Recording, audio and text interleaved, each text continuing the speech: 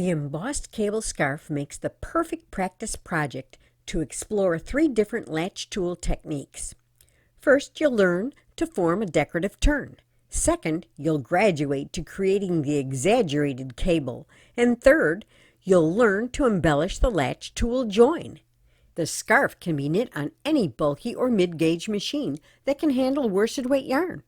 Leave a yarn tail longer than the intended fringe for the scarf. And starting at the left, E-wrap 70 needles. You do this by wrapping the yarn in a counterclockwise direction around each needle. First over, then under the needle. When you have them all wrapped, hang the cast-on comb, making sure that the feeder yarn is not caught under the edge hooks.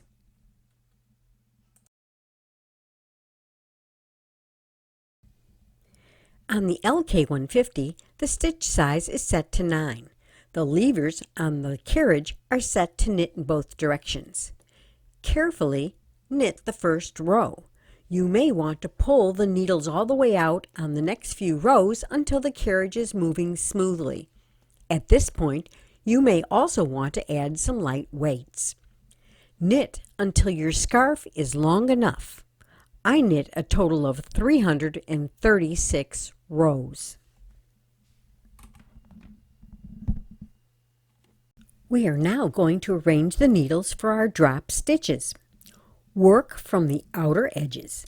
Leave 2 needles in work and push the next 3 to hold position. The next 12 will be left in work, and then the next 2 to hold. 12 in work, 2 in hold. Now count another 12 stitches and move 3 needles into hold position, and then do it from the other side.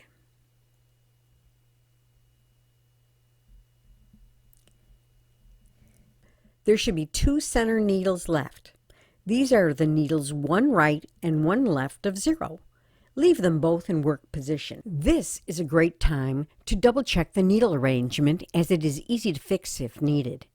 Now, drop all the stitches on the needles in hold position.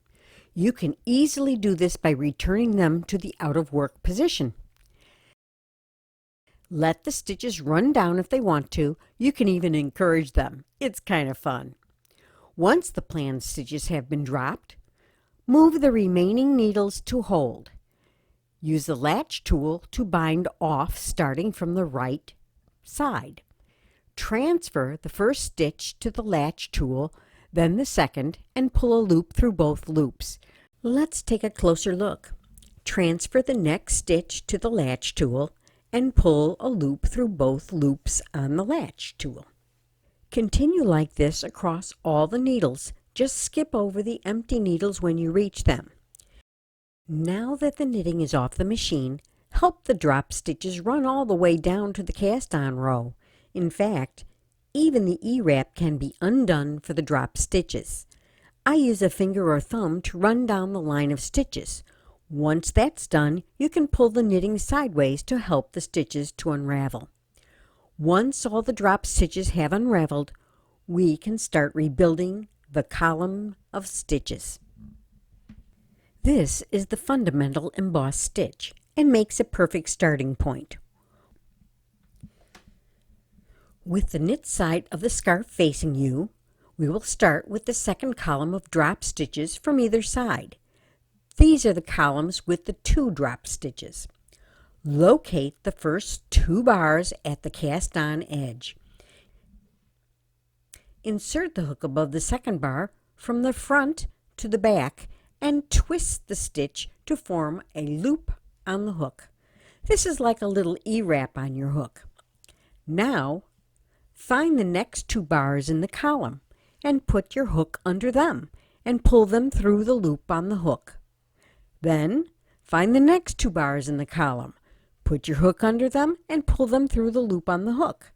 You will repeat this process all the way up the column. Now that you have the basic concept, let's speed up the process. Insert your fingers under several bars at a time.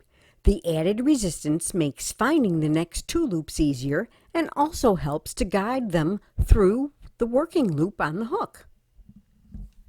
When you reach the other end, take the final loop and pin it with a removable stitch marker to the bound-off edge. Work the embossed stitch up the other 2-stitch column in the same way. Now for the cable. Find the center 2 columns of 3 dropped stitches. Start on the left to make the cable cross to the right. Start on the right to make the cable cross to the left. Either way, the principle is the same. I'll be starting on the right. Find the edge 3 bars and insert your hook from the knit side between the 3rd and the 4th bars and twist the hook to form the loop around the hook, just like you did before to start the other columns. Then insert your hook under the next 3 bars and pull them through the loop on the hook. You will repeat this 3 more times. Remove the loop from the hook and place it on a stitch holder.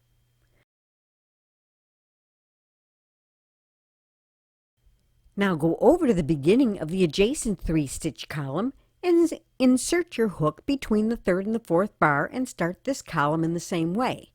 You will pull the loops through a total of 4 times.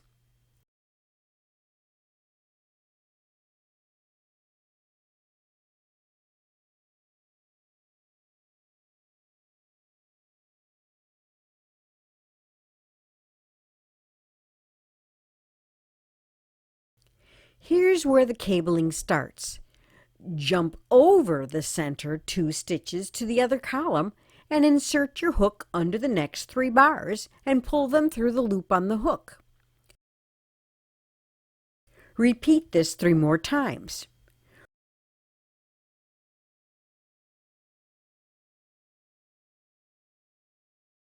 Remove the loop from the hook and place it on the stitch holder for now, and at the same time, move the loop that was on the stitch holder to the hook, making sure the loop is not twisted. Cross over the center 2 stitches and pick up the next 3 bars and pull through the loop. Do this 3 more times on this side for a total of 4 times. Cross over and pick up 4 sets of 3 bars on the other side. Let's take a look at our work. See how the cable is forming? Now that you have established the cable pattern, let's make it even easier.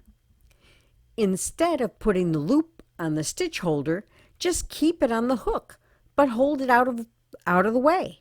The active loop will be toward the hook, like so. When you need to change over, just move the inactive loop to the hook end and continue. When you get to the end of the column, you will attach the open loops to the bound-off edge with 2 stitch markers, 1 for each side.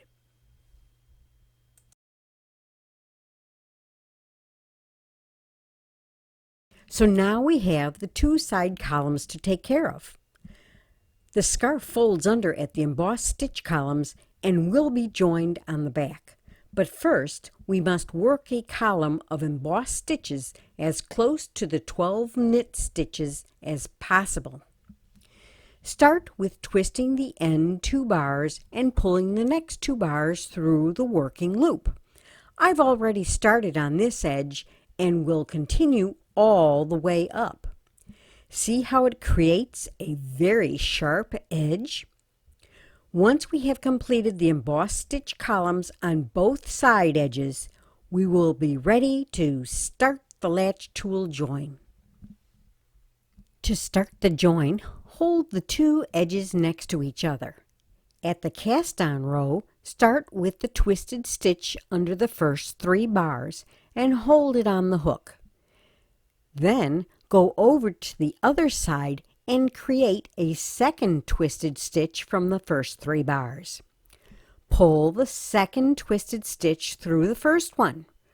Return to the first side and pull the next 3 bars through the working stitch on the hook.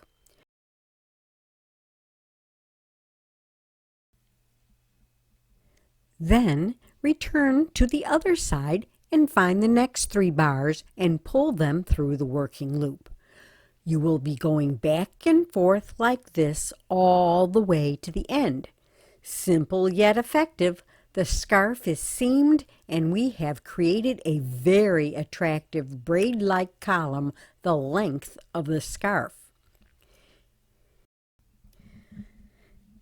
Strategically placed fringe does all the finishing. As you know, each marker holds an open stitch. If one were to get loose, the stitch would run down the scarf. So start on the end with the markers and hold the 2 sides of the scarf together. Then insert the hook through the stitch on one of the markers, then through the edge stitches and into the edge stitches of the other side of the scarf, making sure to catch the open stitch on the corresponding marker. Fold 2 pieces of fringe in half to form a loop and pull it through all the stitches on the hook, about 1 inch. Then pull the ends through the loop. See how the open stitches are knotted into place by the fringe? Continue to knot the rest of the fringe through both thicknesses of the scarf in a similar fashion, making sure to catch any nearby open stitches.